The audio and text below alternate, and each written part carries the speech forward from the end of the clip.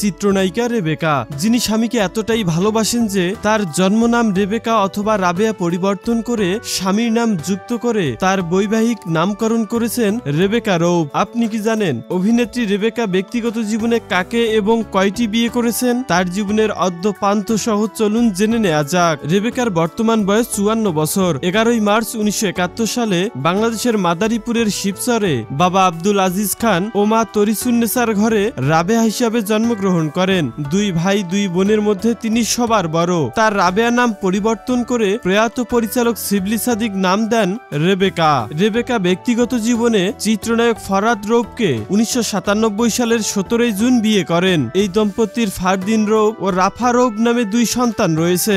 Rebecca 1985 সালে ইবনে মিজান পরিচালিত রাজবধূ চলচ্চিত্রে শিশু শিল্পী হিসাবে বাংলাদেশের চলচ্চিত্র শিল্পে অভিষেক ঘটে। এরপর তিনি নায়িকা হিসেবে প্রথম অভিনয় করেন 1990 সালে শিবলি সাদিক পরিচালিত অর্জন চলচ্চিত্রে। বাংলার 90 দশকের কিংবদন্তি অভিনেত্রী রেবেকা সম্পর্কে আপনার যে কোনো মন্তব্য জানাতে পারেন আমাদের কমেন্ট বক্সে।